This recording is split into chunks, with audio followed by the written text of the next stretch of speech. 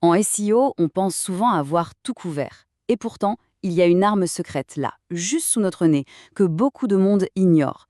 Une arme qui parle directement à Google, à ChatGPT et à toutes les nouvelles IA. C'est ce qu'on va décortiquer aujourd'hui. Allez, on y va. La première question qu'on doit se poser, c'est celle-ci.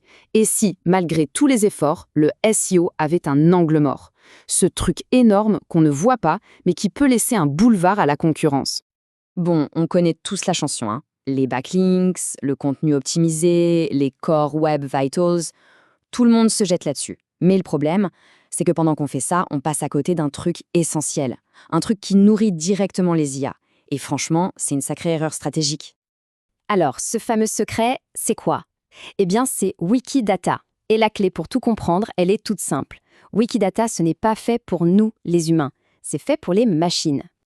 Pour faire simple, Wikidata, c'est une gigantesque base de données collaborative qui a vu le jour en 2012.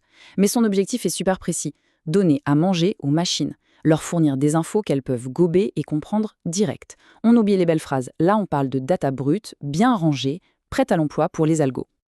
Voilà, c'est l'image qui résume tout. Pensez-y comme ça. Wikipédia, c'est l'encyclopédie pour les humains. On lit des articles. Wikidata, c'est la même chose, mais pour les machines. C'est là que Google, Gemini et les autres vont piocher leurs infos pour vérifier des faits. Et le truc génial, c'est que c'est beaucoup plus facile d'y entrer que sur Wikipédia. Les règles sont plus souples. Et cette différence, aujourd'hui, elle est capitale. Parce que la recherche en ligne, ça n'a plus rien à voir avec ce que c'était. Avant, on tapait des mots-clés. Maintenant, on discute avec des IA. Et si on n'est pas dans leur base de données, comme Wikidata, eh bien, on n'existe tout simplement pas pour elles. On devient invisible. Ok, ça peut paraître un peu abstrait tout ça, mais ce n'est pas juste de la théorie. Loin de là.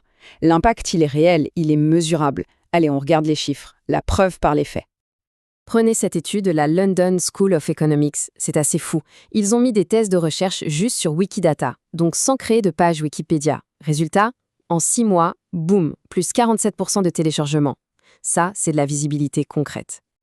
Et attendez, ce n'est pas fini. La même étude a aussi montré que le trafic qui venait de Wikipédia vers ces mêmes thèses a été multiplié par 2. C'est ça qui est dingue. Même sans avoir de page Wikipédia, juste en existant sur Wikidata, ça a créé des ponts et ramené du monde. Un autre chiffre qui parle de lui-même. Si une entité est sur Wikipédia, elle a jusqu'à 55% de chances en plus de décrocher un encart enrichi sur Google, le fameux Knowledge Panel sur le côté là. Ça, c'est du bonus SEO direct, visible par tout le monde. Bon, l'impact est clair, les chiffres sont là. Mais maintenant, la question c'est concrètement, on en fait quoi? Comment on intègre ça dans une stratégie? Voyons 4 avantages vraiment directs. En fait, c'est un effet boule de neige. Premièrement, ça rassure Google. L'algo se dit « Ok, cette entité est sérieuse » et ça, c'est top pour le SEO. Deuxièmement, les IA comme ChatGPT vont piocher dedans pour vérifier leurs infos et potentiellement citer la source. Troisièmement, pour l'international, c'est un rêve. Une seule fiche et hop, on est visible dans plein de langues. Et enfin, cerise sur le gâteau, une bonne fiche Wikidata, c'est un peu le premier pas pour, un jour peut-être, avoir sa page Wikipédia. Ok, ça te donne envie de s'y mettre, non? On se dit, allez, je crée ma fiche. Le processus a l'air simple, mais attention, il y a un mais, et il est de taille. Alors, sur le papier, la checklist est simple. Il faut une fiche bien remplie, bien connectée aux autres. Surtout, chaque info doit être sourcée. Un article de presse, un site officiel, quelque chose de solide. On ajoute les liens vers les réseaux sociaux, le site web, et on pense bien à traduire les infos clés pour l'international. Et la super nouvelle dans tout ça, c'est que c'est bien plus accessible que ce qu'on pourrait croire. On estime que plus de 60% des PME et ETI locales peuvent y prétendre. Pas besoin d'avoir la notoriété d'une multinationale pour exister sur Wikidata. Et voilà, on arrive au fameux « mais ». L'auteur de l'article dont on s'inspire, Nicolas Daillez, raconte son histoire. Tout content, il crée sa fiche et paf, 2 mois plus tard, elle est supprimée. Ça montre bien une chose, oui, c'est accessible, mais ce n'est pas le Far West. Il y a des règles, des modérateurs, et si on ne les respecte pas, on se fait éjecter. Ce n'est pas si simple. La conclusion, elle est simple. Wikidata, ce n'est pas le futur du SEO, c'est le présent. C'est déjà une arme ultra efficace, le pont parfait entre le référencement qu'on connaît et celui qui est en train d'arriver avec l'IA. On va donc se quitter sur cette question qui est vraiment essentielle.